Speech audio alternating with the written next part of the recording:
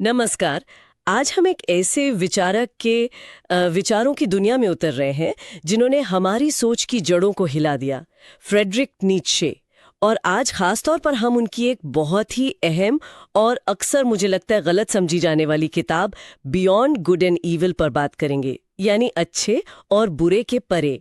इस बातचीत के लिए हमारा आधार एक हिंदी ऑडियो बुक का सारांश है और हमारा मकसद सिर्फ ये जानना नहीं कि नीत्शे ने क्या कहा, बल्कि ये समझना है कि उन्होंने नैतिकता, सच्चाई और हाँ, इंसान होने के मतलब पर कैसे सवाल उठाए।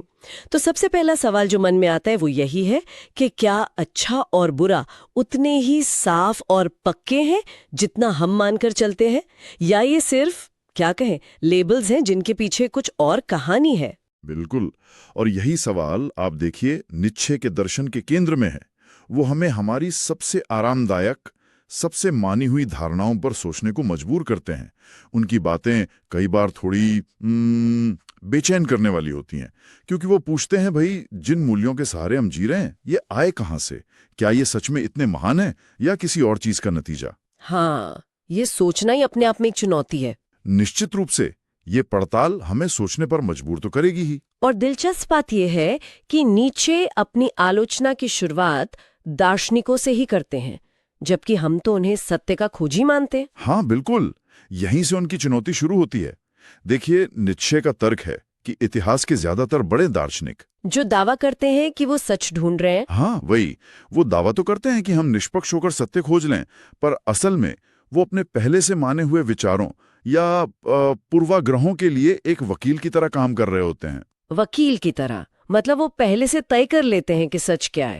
तो कुछ ऐसा ही, शायद अनजाने में ही वो किसी नतीजे पर पहले पहुंच जाते हैं और फिर अपनी सारी बुद्धि, अपनी भाषा, सब कुछ उस नतीजे को सही साबित करने में लगा देते हैं। तो ये सत्य की खोज का दावा एक तरह का दिखावा हुआ। ये थोड़ा कठोर नहीं लगता? कठोर तो है, पर नीत्शे यही नहीं रुकते। वो ये नहीं कह रहे कि सच जानने की इच्छा ही नहीं है, वो उस इच्छा पर ही सवाल उठा रहे हैं। अच्छा, कैसे? वो पूछते हैं, ये जो सत्य की इच्छा है जिसे वो विल टू ट्रूथ कहते हैं, ये आई कहाँ से? क्या ये हमेशा अच्छी होती है? क्या जीवन जीने के लिए कभी कभी भ्रम या कला या जिसे हम झूठ कहते हैं वो ज्यादा जरूरी नहीं हो सकते? ये तो सोचने वाली बात है। क्या सच हमेशा फायदेमंद होता है? वो इशारा करते हैं कि शायद ये सच जानने की धुन भी गहराई में दुनिया पर काबू पाने की, उसे कंट्रोल करने की इच्छा का ही एक रूप है, जिसे वो बाद में शक्ति की इच्छा कहेंगे।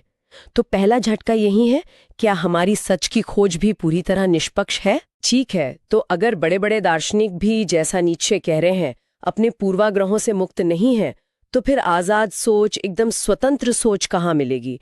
फिर वो मुक्त चेतना या फ्री स्पिरिट की बात करते हैं, ये कौन लोग हैं? हाँ, ये फ्री स्पिरिट या मुक्त चेतना नीत्शे के लिए वो बहुत ही दुर्लभ, विरला इंसान है जो समाज के बने बनाए रास्तों पर आंख मूंद कर नहीं चलता, जो भीड़ से अलग चलता है। बिल्कुल।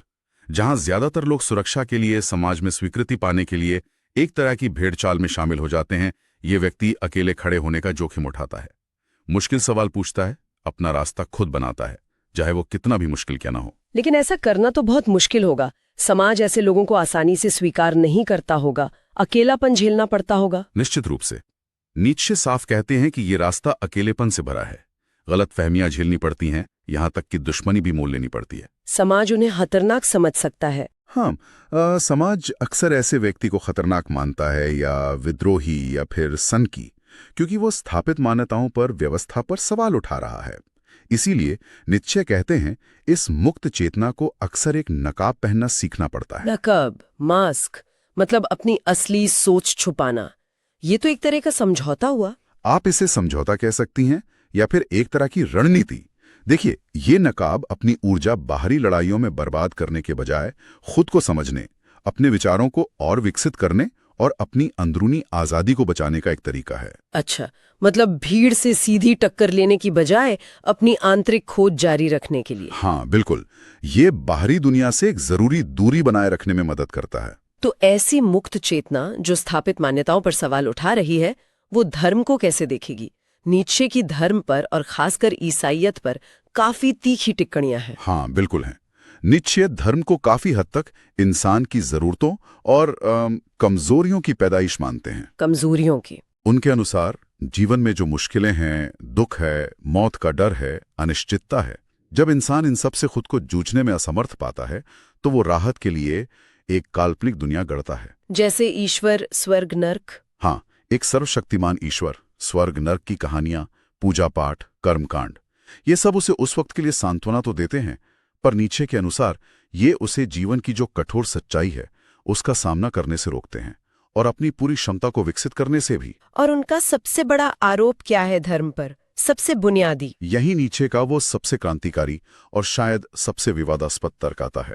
वो कहते हैं कि धर्म ने, खासतौर पर यहूदी ईसाई परंपरा ने, इंसानी मूल्यों को पूरी तरह उलट-पुलट दिया है, सिर के बल खड़ा कर दिया है। मूल्यों को उलट दिया, ट्रांसवैल्यूएशन ऑफ वैल्यूज जिसे वो कहते हैं। इसका क्या मतलब हुआ? इसका मतलब है कि जो चीजें पहले पुरानी सभ्यताओं में, खासकर ताकतवर वर्गों में अच्छी मानी जाती थी, जैसे ताकत, गर्व, स्वास्थ्य, महत्वाकांक्षा, अपने भाग्य का स्वामी होना, यहाँ तक कि कठोरता भी, हाँ? उन सबको बुरा या पाप बना दिया गया। और इसके उलट जो चीजें कमजोरी से जुड़ी थी, जैसे विनम्रता, दया, आज्ञा मानना, दूसरों पर निर्भर रहना, उन्हें सबसे ऊंचा नैतिक गुण पुण्य बना दिया गया। अच्छा, तो अच्छे को बुरा और बुरे को अच्छा बना दिया गया। ये तो बहुत बड़ा दावा है। बहुत बड़ा। और यहीं पर उनकी वो मालिक गुलाम नैतिकता वाली अवधारणा आती है, मास्टर स्लेव मोरालिटी। ये इसी उलट फेर को और गहराई से समझाती है। हाँ, ये तो बहुत सुना है, जरा इसे समझाएंगे? बिल्कुल। देखिए, वो दो तरह की नैतिकता बताते हैं। एक है मालिक नैतिकता, मास्टर मोरालिटी। ये कहाँ से आई? ये आई पुराने ताकतवर शासक वर्गों से। उनके लिए अच्छा क्या था? जो उनके जैसा था, मजबूत, आत्मविश्वासी, अपने नियम खुद बनाने वाला। और बुरा? बुरा बस वो था जो कमजोर था, साधारण था। मूल्य उनके अंदर से आते थे, वो खुद को मूल्य का स्रोत मानते थे। और दया जैसी चीजें? दया, सहानुभूति, इनको वो अक्सर कमजोरी की निशानी मानते थे, हे दृष्टि से देखते थे। ठीक है। और दूसरी, गुलाम नैतिकता, स्लेव मोरालिटी? हाँ, स्लेव मोरालिटी। ये उन लोगों से निकली जो दबे हुए थे, शासित थे, कमजोर थे। वो शारीरिक रूप से तो मालिकों का मुकाबला कर नहीं सकते थे। तो उन्होंने मूल्यों का सहारा लिया? हाँ, उनके अंदर मालिकों के प्रति एक गहरी दबी हुई नफरत और जलन पैदा हुई, जिसे नीचे एक खास शब्द देते हैं, रेसेंटिमा, रेसांतिमा, एक तरह का जहरीला बैर। अच्छा, रेसांतिमा। इसी भावना से उन्होंने मूल्यों को हथियार बनाया। जो मालिकों के गुण थे, ताकत, गर्व, आजादी, उन्हें कहा ये बुराई है। और जो उनकी अपनी मजबूरियां थीं, विनम्रता, दया, धैर्य, उन्हें अच्छाई और पुण्य का दर्जा दे दिया। तो ये एक तरह का मनोवैज्ञानिक बदला था? बिल्कुल, कमजोरों का ताकतवरों के खिलाफ एक मनोवैज्ञानिक युद्ध। तो नीचे ये कह रहे हैं कि जो नैतिकता आज हम मानते हैं, दया, विनम्रता, बराबरी, ये सब असल में इसी गुलाम नैतिकता से निकली हैं, कमजोरों की जलन और बदले की भावना से। ये विचार तो हिला देने वाला है। हाँ, ये निश्चित रूप से बहुत असहज करने वाला विचार है। नीचे का मानना था कि पश्चिमी सभ्यता पर और धीरे धीरे पूरी दुनिया पर यही गुलाम नैतिकता हावी हो गई है। उनका मानना था कि इसने लोगों में अपराध बोध भर दिया है, उन्हें अपनी स्वाभाविक इच्छाओं से नफरत करना सिखाया है, इंसान को एक तरह से पालतू बना दिया है जिसने अपनी असली जीवन ऊर्जा खो दी है। ये वाकई एक ऐसा विश्लेषण है जो हमें अपने सबसे बुनियादी नैतिक विश्वासों पर सवाल उठाने को कहता है। अगर हमारी नैतिकता की जड़ें इतनी जटिल और नीचे के अनुसार नकारात्मक भावनाओं में हो सकती हैं, तो फिर ईमानदारी, दया, न्याय जैसे गुण, क्या वे भी उतने सीधे साधे हैं? अध्याय 7 में वो इसी पर बात करते हैं। सही कहा। नीत्शे हमें हर गुण के पीछे छिपे मनोवैज्ञानिक इरादों को कुरेदने के लिए उकसाते हैं। वो कहते हैं, जरा सोचिए, ईमानदारी, क्या ये हमेशा सच से प्यार है, या कभी ये झूठ बोलने का आलस है, या पकड़े जाने का डर, या कभी कभी सच के नाम पर दूसरों को चोट पहुंचाने का एक तरीका? ये भी हो सकता है। फिर दया, पिटी, क्या ये सच में दूसरे की भलाई के लिए है, या ये हमें कहीं ना कहीं दूसरे से बेहतर महसूस कराती है? क्या हमारी दया कभी कभी दूसरे को और ज्यादा कमजोर नहीं बना देती? नीचे करुणा और सहानुभूति में फर्क करते हैं शायद। हाँ, वो करहा के बजाय सहानुभूति को बेहतर मानते हैं। फिर न्याय, जस्टिस, वो उस न्याय पर सवाल उठाते हैं जो कहता है सब बराबर हैं। वो पूछते हैं, क्या वाकई सब बराबर हैं? क्या मतलब? क्या एक महान कलाकार और एक आम अपराधी को एक ही तराजू पर तोलना न्याय है? वो इशारा करते हैं योग्यता आधारित न्याय की तरफ। जहां हर किसी को उसकी क्षमता और काम के हिसाब से देखा जाए। सबको बराबर बनाने की जिद उनके अनुसार महानता को नीचे खींचती है, औसत दर्जे को बढ़ावा देती है। तो ये विश्लेषण दिखाता है कि नीचे कैसे हर चीज को एक गहरे मनोवैज्ञानिक शक से देख रहे हैं। हमारे गुण भी शायद किसी गहरी इच्छा या जरूरत के अलग अलग रूप हों। हाँ, आप कह सकती हैं कि वो मानवीय व्यवहार की परतें उधेड़ रहे हैं, दिखा रहे हैं कि नेक इरादों के पीछे भी कई बार अनकहे मकसद छिपे हो सकते हैं। वो हमें किसी भी चीज को यूं ही मान लेने से रोकते हैं। जब नीचे व्यक्तिगत गुणों के पीछे की मंशा पर सवाल उठाते हैं, तो क्या यही शक वो समाज की बड़ी चीजों जैसे राष्ट्रवाद पर भी डालते हैं? अध्याय 8 इसी के बारे में है। हाँ बिल्कुल, नीचे राष्ट्रवाद को उसी भेड़चाल या झुंड वाली मानसिकता का एक बड़ा सामूहिक रूप मानते हैं। जैसे व्यक्ति गुलाम नैतिकता में फंसता है, वैसे ही राष्ट्रवाद में। हाँ, जैसे कोई मैं जर्मन हूं, मैं फ्रेंच हूं कि संकीर्ण पहचान में कैद हो जाए। वो अपने समय के यूरोप में बढ़ते राष्ट्रवाद को एक बड़ी रुकावट मानते थे, आध्यात्मिक और सांस्कृतिक रुकावट, जो लोगों को एक दूसरे से और एक बड़ी यूरोपीय पहचान से दूर कर रहा था। तो जैसे व्यक्तिगत स्तर पर गुलाम नैतिकता है, वैसे ही सामूहिक स्तर पर राष्ट्रवाद एक सीमा बन जाता है। नीचे के मुक्त चेतना या उनके अच्छे यूरोपियन के आदर्श के सामने। बिल्कुल सही, उनका आदर्श था अच्छा यूरोपियन, गुड यूरोपियन। ये कौन है? ये वो इंसान है जो अपनी राष्ट्रीय पहचान की सीमाओं से ऊपर उठ गया है। वो सिर्फ एक देश का नहीं, बल्कि पूरे यूरोप की या शायद पूरी दुनिया की सांस्कृतिक विरासत का वारिस है। वो अलग अलग संस्कृतियों की अच्छी चीजों को अपनाता है। तो ये मुक्त चेतना का ही एक विकसित रूप हुआ। हाँ बिल्कुल, और नीचे ये चेतावनी भी देते हैं कि राष्ट्रवाद अक्सर राजनेताओं का हथियार होता है, जनता को कंट्रोल करने का, उनका ध्यान भटकाने का। ये अच्छा यूरोपियन का विचार वाकई मुक्त चेतना से जुड़ा है। तो अगर हमें गुलाम नैतिकता, गुणों के भ्रम और संकीर्ण राष्ट्रवाद से ऊपर उठना है, तो नीचे का आदर्श मानव कैसा है? वो उच्चतर या महान व्यक्ति? अध्याय 9 में महान या कुलीन इंसान की बात है। उसके क्या लक्षण हैं? हाँ, ये नीचे के दर्शन का वो हिस्सा है जहां वो एक सकारात्मक आदर्श रखते हैं, महान आत्मा या कुलीन व्यक्ति। इसके कुछ मुख्य गुण हैं। पहला, गहरा आत्मसम्मान और आत्मविश्वास। उसकी कीमत दूसरों की राय पर निर्भर नहीं करती। खुद पर भरोसा। हाँ। दूसरा, दूरी का भाव, पैथोस ऑफ डिस्टेंस। इसे ऐसे समझें कि जैसे पहाड़ की चोटी से नीचे घाटी का नज़ारा ज्यादा साफ दिखता है, वैसे ही ये महान आत्मा भीड़ की सोच से ऊपर उठकर चीजों को बड़े परिप्रेक्ष्य में देखती है। ये घमंड नहीं है, बल्कि एक ऊंचाई और जिम्मेदारी का एहसास है। और तीसरा, वो मूल्य निर्माता है, वैल्यू क्रिएटर। वो समाज या धर्म से नहीं पूछता कि क्या सही क्या गलत। वो अपने अनुभव, अपनी समझ, अपनी इच्छा से अपने लिए मूल्य बनाता है। अपने मूल्य खुद बनाना, ये तो बहुत बड़ी जिम्मेदारी हुई। हाँ, फिर वो पीड़ा को स्वीकारता है और उससे सीखता है। दुख दर्द से भागता नहीं। वो जानता है कि ये जीवन का हिस्सा है और महानता अक्सर बड़ी चुनौतियों से गुजरकर ही मिलती है। नीचे का वो मशहूर कथन, जो मुझे मार नहीं सकता, वो मुझे और मजबूत बनाता है। बिल्कुल, वो सोच यहीं से आती है। इसके बाद है अमोर फाती। अमोर फाती, अमोर फाती, इसका क्या मतलब है? भाग्य से प्रेम, अपनी नियति से प्रेम। जीवन जैसा भी है, अच्छा बुरा सुख दुख, उसे पूरी तरह से स्वीकार करना, हाँ कहना, भाग्य को कोसने की बजाय उसे गले लगाना।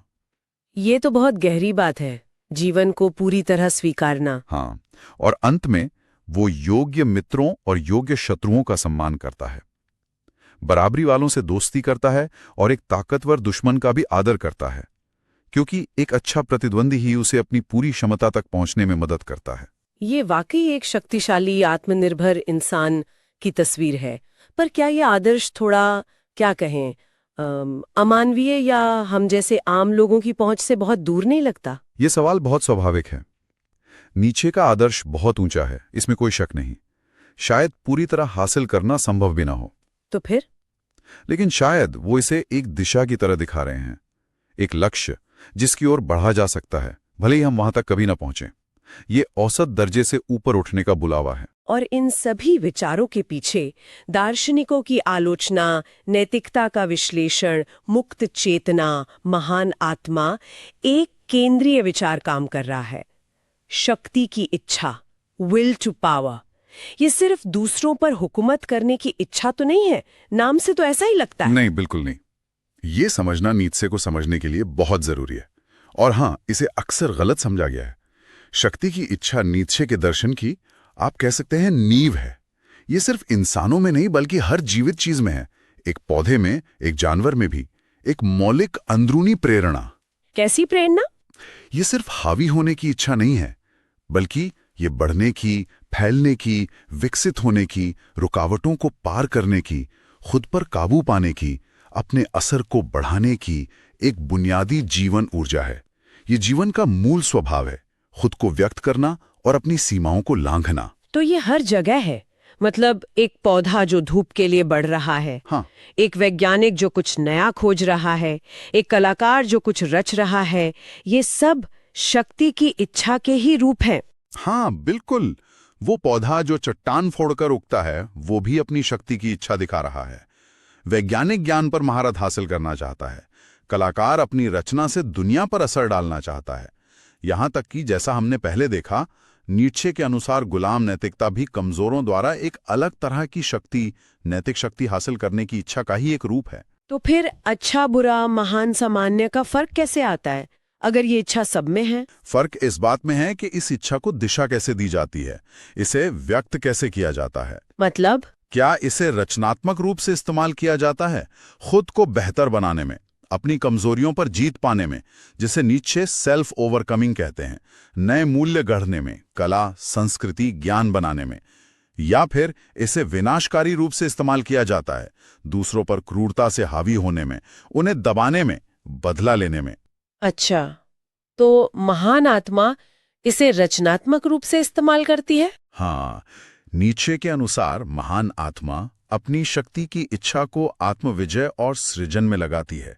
वो दूसरों पर हावी होकर नहीं, बल्कि खुद पर विजय पाकर शक्तिशाली बनती है। तो इस नजरिए से पारंपरिक अच्छा और बुरा, इस मौलिक जीवन ऊर्जा को समझने के बहुत सीमित तरीके हैं। हाँ, बिल्कुल, बहुत ही सीमित और अक्सर भ्रामक तरीके। नीत्शे हमें इन बने बनाए लेबलों से परे जाने का और इस ऊर्जा को ज्यादा जागरूकता और रचनात्मकता से जीने का आह्वान करते हैं। तो कुल मिलाकर नीत्शे हमें एक बहुत ही चुनौतीपूर्ण और हाँ, शायद थोड़ी असुविधाजनक यात्रा पर ले जाते हैं। वो हमें मजबूर करते हैं कि हम अपनी सबसे गहरी मान्यताओं पर सवाल उठाएं।